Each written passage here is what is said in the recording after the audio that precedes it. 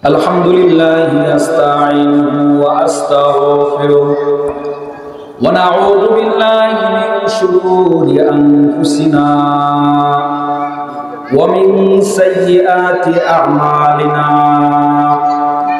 man yahdihillahu fala mudilla lahu wa man yudlilhu fala hadiya lahu wa nashhadu an la ilaha illallah wahdahu la syarika lah la shirika lahu wa la nidda lahu wa la mithla lahu wa nashhadu an la ilaha illallah wahdahu la syarika lah wa qala Allah ta'ala innamal mu'minuna ikhwatun fa aslihu baina akhawaykum wattaqullaha la'allakum turhamun wa qala an-nabiy sallallahu alaihi wa alihi wa sallam al-muslimu akhul muslim sadaqallahu maulana al-azim wa sadaqa rasuluhu an-nabiyyul ummiyul karim wa nahnu ala dhalika minasy syahidina wasyakirin wadh-dhakirin walhamdulillahi rabbil alamin. Innallaha wa malaikatahu yusholluna 'alan nabi ya ayyuhalladzina amanu shallu 'alaihi wa sallimu taslima ya Allahumma shalli 'ala sayyidina maulana Muhammad wa ala ali sayyidina maulana Muhammad nurer nabir আগমনে জগৎ হইল উজালা মধুর নামটি জপন করো ওহে মুমিন নিরালাই আল্লাহুম্মা সাল্লি আলা সাইয়্যিদিনা মাওলানা মুহাম্মদ ওয়া আলা আলি সাইয়্যিদিনা মাওলানা মুহাম্মদ। মহান আল্লাহ পাকের দরবারে আমাদের লাখো কোটি শুকরিয়া যে মহান আল্লাহ পাক রব্বুল আলামিন আমাদেরকে এই প্রতিকূল আবহাওয়ার মধ্য থেকেও এই অনুকূল পরিবেশের মধ্যে সবাইকে আসার এবং বসার তৌফিক দিয়েছেন। এজন্য মহান মালিকের দরবারে অন্তর থেকে শুকরিয়া আদায় করে সকলে বলি আলহামদুলিল্লাহ। মাইকের আওয়াজ যে পর্যন্ত পৌঁছতেছে, দোকানপাটে যাহারা আছেন সবাই প্যান্ডেলের ভিতরে চলে আসেন এবং পর্দার অন্তরে মা ও বোনেরা আপনারা মনোযোগ দিয়ে ওয়াজ শ্রবণ করবেন। এই পবিত্র কুরআনুল কারীম থেকে কথা শুনতে আপনারা সবাই রাজি আছেন তো ইনশাআল্লাহ? এই কোরআন শুনবেন যত সব পাবেন তত, কোরআনের সাথে সত্যতার গভীরতা বাড়বে যত, জান্নাতের পথটা সুগম হবে তত। কথা বলেন সুবহানাল্লাহ। এজন্য আল্লাহর হাবিব বলেন মান জাআলাল কুরআনা ইমামাহু কাদাহু ইলাল জান্নাহ, যে ব্যক্তি কোরআনকে তার নেতা বানাবে, কোরআনের সাথে সত্যতার গভীরতা বাড়াবে, কোরআনটা দেখে দেখে পড়বে, কোরআন অনুযায়ী নিজের জীবনটাকে পরিচালনা করবে, কোরআন অনুযায়ী রাষ্ট্রটাকে পরিচালনা করবে, আবার কোরআন অনুযায়ী নিজের ঘরটাকে পরিচালনা করবে, কোরআনটাকে ডানে নেবে না বামে নেবে না। আল্লাহর হাবিব বলেন কাল কিয়ামতের দিন আল্লাহর ওই বান্দাকে কোরআন টেনে টেনে জান্নাত পর্যন্ত পৌঁছায় দিবে। আওয়াজ দিয়ে বলেন সুবহানাল্লাহ। এজন্য এই কোরআনের সাথে মহব্বত রাখতে আপনারা সবাই রাজি আছেন তো? ছোট বাচ্চাদেরকে কোরআন তেলাওয়াত শিক্ষা দিবেন। প্রত্যেক ছোটবেলা 7 বছর বয়স থেকে মাদ্রাসার মধ্যে আপনারা পাঠিয়ে দিবেন। আল্লাহ রাসূল সাল্লাল্লাহু আলাইহি ওয়াসাল্লাম বলেন আদিবু আওলাদাকুম আলা সালাসি খিসাল, তোমরা তোমাদের সন্তানদেরকে 3টি বিষয় শিক্ষা দাও। 1 নাম্বার হুব্বি নাবিয়িকুম, আমি নবীর প্রতি ভালোবাসা, ওয়া হুব্বি আহলে বাইতিহি, আমার পবিত্র আহলে বাইতের প্রতি ভালোবাসা, ওয়া আলা কিরাআতিল কোরআন, তিন নাম্বার কোরআন তেলাওয়াত শিক্ষা দাও। ফাইন্না হামালাতাল কুরআন ফি জিল্লিল্লাহি ইয়াওমা লা জিল্লা ইল্লা জিল্লুহু মা আনবিয়াইহি ওয়া আসফিয়াইহি। আপনার যে সন্তানের অন্তরে কোরআন ধারণকৃত থাকবে, যে সন্তান আপনার কোরআন পড়তে পারবে, কাল কিয়ামতের দিন আল্লাহ তাআলা আপনার ওই সন্তানকে আরশের নিচে ছায়ার তলে জায়গা করে দিবেন। সবাই বলেন সুবহানাল্লাহ। এজন্য কোরআনের সাথে মহব্বত রাখা, কোরআন পড়বেন যত, সব পাবেন তত, কোরআনের সাথে সত্যতার গভীরতা বাড়বে যত, জান্নাতের ঘরটা সুগম হয়ে যাবে তত। সুবহানাল্লাহ। এজন্য পবিত্র কোরআনুল কারীমের মধ্যে 114টি সূরা, আবার এই কোরআনের মধ্যে আয়াত আছে 6666টি আয়াত। কোরআনুল কারীমের মধ্যে প্রথম সূরা সূরাতুল ফাতিহা, দ্বিতীয় সূরা সূরাতুল বাকারা, আবার তৃতীয় সূরা সূরাতুন নিসা। আল্লাহ পাক রব্বুল আলামিন মহিলাদের নামে কোরআনে একটি সূরা দিলেন, আবার এর পাশাপাশি মানুষের নামে একটি সূরা দিলেন, যে সূরার নাম হইতেছে সূরাতুন নাস। আবার এর পাশাপাশি আল্লাহ পাক রব্বুল আলামিন মুমিনদের নামে আল্লাহ পাক রব্বুল আলামিন একটা সূরা দিয়েছেন, কদ আফলাহাল মুমিনুন, অবশ্যই মুমিনরা সফল হয়েছে। এর পাশাপাশি আল্লাহ পাক রব্বুল আলামিন কাফেরদের ব্যাপারে একটা সূরা নাযিল করলেন, সেই সূরাটির নাম হলো সূরাতুল কাফিরুন। কুল ইয়া আইয়ুহাল কাফিরুন লা আ'বুদু মা তা'বুদুন ওয়া লা আনতুম আ'বিদুনা মা আ'বুদ। দেখেন আল্লাহ পাক রব্বুল আলামিন মুমিনদের নামে একটি সূরা দিলেন, আবার এর পাশাপাশি কাফিরুন একটি সূরা দিলেন। আবার এই দুই দলের মাঝামাঝি একটি দল আছে যার নাম মুনাফিকুন। আল্লাহ পাক রব্বুল আলামিন সূরাতুল মুনাফিকুন নাযিল করে মুনাফিকদের গুমরাহিটা ফাঁস করে দিলেন। আল্লাহ পাক রব্বুল আলামিন গোটা বিশ্বের মানুষকে জানিয়ে দিয়েছেন, আল্লাহর রাসূল সাল্লাল্লাহু আলাইহি ওয়াসাল্লাম যেমন ভাবে নামাজ পড়তেন, আব্দুল্লাহ ইবনে উবাই ইবনে সালুল সেও এরকম ভাবে নামাজ আদায় করতেন। নবীজি যেরকম ভাবে পাগড়ি পরতেন, আব্দুল্লাহ ইবনে উবাই ইবনে সালুল সেও এরকম ভাবে পাগড়ি পরতেন। নবীজি যেভাবে রুকু দিতেন, এই আব্দুল্লাহ ইবনে উবাই ইবনে সালুল সেও কিন্তু এভাবে রুকু দিতেন। কিন্তু আজকে আপনি বর্তমান জামানার মধ্যে তাকিয়ে দেখেন, নবীজির জামানায় পিছন দিক দিয়ে মুনাফিকরা নামাজ পড়েছিল, আবার নবীজির বিরুদ্ধে কথা বলেছিল। কথা বলেন ঠিক কিনা? আবারও আমাদের সমাজে দেখবেন মসজিদের ইমামের পিছনে নামাজ পড়ে, আবার দোকানে গিয়া মসজিদের ইমাম সাহেবের বিরুদ্ধে সমালোচনা করে। এরকম লোক আছে না নাই?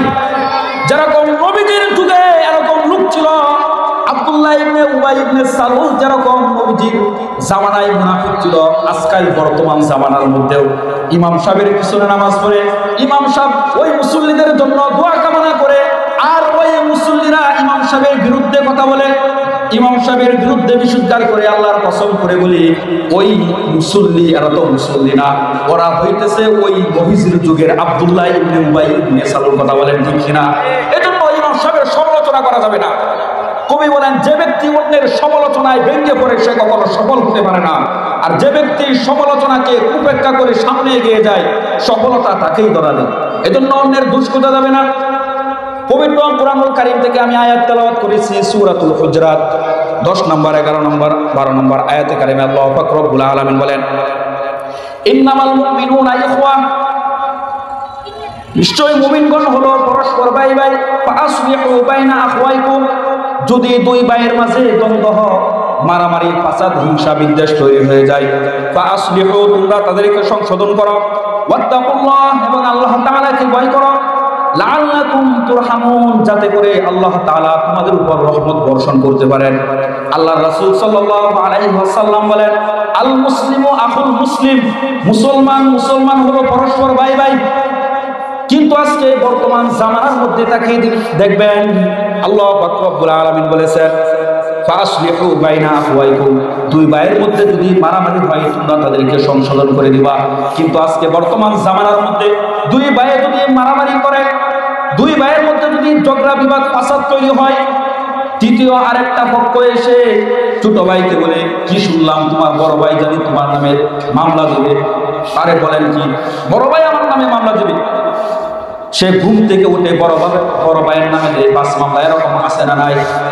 বর্তমান জামানার মধ্যে এরকম কিছু লোক আছে, এক ভাইয়ের কথা আরেক ভাইয়ের এরকম মিথ্যাচার তৈরি করে, দুই ভাইয়ের মধ্যে এরকম ফাটল তৈরি করে দেখা যায় ভাইয়ে ভাইয়ের সম্পর্ক 10 বছর 15 বছর 20 বছর হয়ে যায়, ওই ভাইয়ের সাথে কথা বলে না।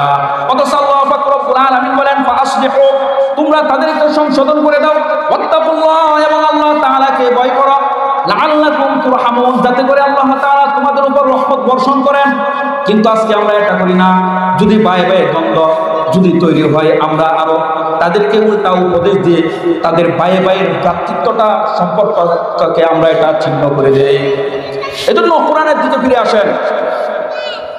সূরাতুল হুজুরাত, এই আয়াতগুলো যদি কোনো সমাজের মধ্যে প্রতিষ্ঠিত হয়ে যায়, কোনো গ্রামের মধ্যে, কোনো শহরের মধ্যে, কোন এলাকায় যদি এই 10টি আয়াতের উপর আমল শুরু হয়ে যায়, আল্লাহ পাক রব্বুল আলামিন ওই এলাকাটাকে আলোকিত করে দিবেন। পরে আয়াতে আল্লাহ পাক রব্বুল আলামিন বলেন, ইয়া আইয়ুহাল্লাযীনা আমানু, হে ঈমানদারেরা, লা ইয়াসখর কওমুম মিন কওমিন আসা আইয়াকুনু খায়রাম মিনহুম, হে ঈমানদারেরা, তোমরা এক সম্প্রদায় আরেক সম্প্রদায়কে নিয়ে উপহাস করো না, এক সম্প্রদায় আরেক সম্প্রদায়কে নিয়ে ঠাট্টা বিদ্রুপ করো না, এক মহিলা আরেক মহিলাকে নিয়ে উপহাস করো না, এক বংশ আরেক বংশকে নিয়ে উপহাস করো না।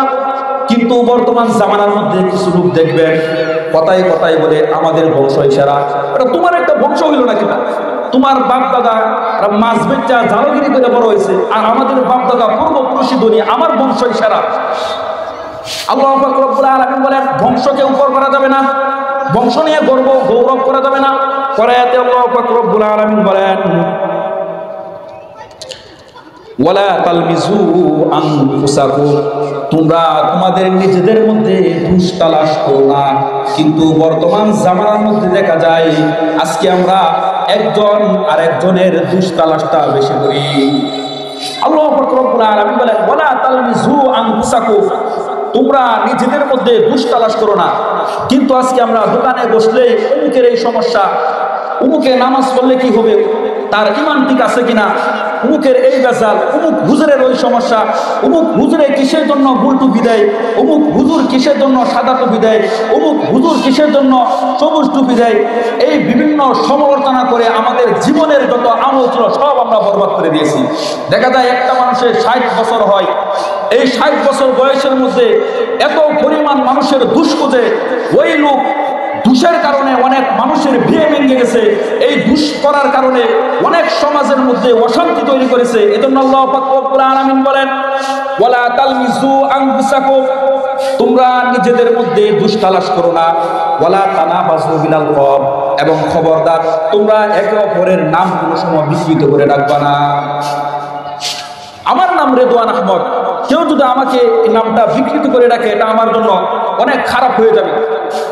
যখন কোনো মানুষের সাথে দেখা হয়, তার সাথে খুব ভদ্রতার সাথে কথা বলেন, এই ভদ্রতার সাথে কথা বলার কারণে 5 বছর পরেও যদি ওই মানুষটার সাথে আপনার দেখা হয়, আগে আপনাকে সালাম দেবে শুধুমাত্র একটি কথা ভালোভাবে বলার কারণে। কথা বলেন ঠিক কিনা? এজন্য এই কোরআনের দিকে আমাদের ফিরে আসতে হবে। পরে আয়াতে আল্লাহ পাক রব্বুল আলামিন বলেন, বিসাল ইসমুল ফুসুক বাদাল ঈমান, ঈমান আনয়নের পর কোন মুমিন অথবা মুমিন নারীকে নাম বিকৃত করে ডাকা এটা হারাম, নাম বিকৃত করে ডাকা যাবে না। ওয়ামান লাম ইয়াতুব ফাউলাইকা হুমুজ যালিমুন, এরপরেও যারা আমার বিধান পেয়ে যারা তওবা করেনি, আমার এই কোরআনের আয়াত নাযিল করার পর, আমার কোরআন বিধান নাযিল করার পর যারা এই কোরআনের আয়াত পড়েও যারা তওবা করেনি, আল্লাহ পাক রব্বুল আলামিন বলেন, ফাউলাইকা হুমুজ যালিমুন, এরা এগুলো জাতির মধ্যে সবচাইতে নিকৃষ্ট। কথা বলেন ঠিক কিনা? এজন্য আল্লাহ পাক রব্বুল আলামিন পরের আয়াতে আল্লাহ পাক রব্বুল আলামিন বলেন, ইয়া আইয়ুহাল্লাযীনা আমানু ইজতানিবু, হে ঈমানদারেরা, ইজতানিবু কাসীরাম মিনাজ যন, তোমরা অধিক ধারণা থেকে দূরে থাকো। ইন্না বা'দাজ যন্নি ইসমু ওয়া লা তাজাসসু ওয়া লা ইয়াগতাব বা'দুকুম বা'দা, কেননা অধিক ধারণাটা এটাও গুনাহের কারণ। দেখা যায় রাস্তার মধ্যে ঝগড়া লেগেছে বা কোনো কথাবার্তা শুরু হয়েছে, আমরা ভালোভাবে না শুনে ওই ব্যক্তির বিরুদ্ধে আমরা বিশুদ্ধার করলাম, মিথ্যা অপবাদ চড়ালাম। আল্লাহ পাক রব্বুল আলামিন বলে, এরকম সাধারণ ধারণা নিয়ে কোনো ব্যক্তির বিরুদ্ধে তোমরা কথা বলতে পারবে না। পরে আয়াতে আল্লাহ পাক রব্বুল আলামিন বলেন, ওয়ালা তাজাসসু ওয়ালা ইয়াগতাব বা'দুকুম বা'দা, খবরদার তোমরা একে অপরের দোষ তোমরা তালাশ করবে না। আইয়ুহিব্বু আহাদুকুম আইয়াকুলা লাহমা আখিহি মাইতান ফাকারিহতুমু, অবশ্যই তোমরা জানো তোমাদেরকে যদি তোমাদের ভাইয়ের গোশত যদি সামনে আনিয়ে দেওয়া হয়, তোমরা এটা কখনোই তোমরা এটাকে খাবা না, এটাকে বর্জন করবা। অবশ্যই যারা গীবত করে তারা আমি তো ভাইয়ের গোশত খায়, আল্লাহ পাক রব্বুল আলামিন বলেন ফাকারিহতুমু, অবশ্যই তোমরা এটাকে বর্জন করবা। তোমাদের ভাইয়ের গোশত যদি সামনে এনে দেয়, তোমরা সেই গোশত কখনো ভক্ষণ করবা না। আল্লাহ পাক রব্বুল আলামিন বলেন ওয়াত্তাকুল্লাহ, আল্লাহ তাআলাকে ভয় করো, ইন্নাল্লাহা তাওয়াবুর রহিম, নিশ্চয়ই আল্লাহ তাআলা অধিক রহিম এবং তওবা কবুলকারী। এজন্য আজকে আমাদেরকে কোরআনের দিকে ফিরে আসতে হবে। এই কোরআন আমাদের ঘরে সমাজের মধ্যে লালন করতে হবে, কোরআন অনুযায়ী রাষ্ট্রটাকে চালাতে হবে। যেই কারণে অনেক সময় গজলের মধ্যে বলা যায়, সমাধান চাও যদি জীবনে মরণে, ফিরে চাও খুঁজে নাও চোখ রাখো কোরআনে। এজন্য আজকে আমরা সবাই কোরআনের দিকে ফিরে আসবো। আল্লাহ পাক রব্বুল আলামিন সবাইকে এই কোরআন অনুযায়ী আমল করা তৌফিক দান করেন, সকলেই বলেন আমিন।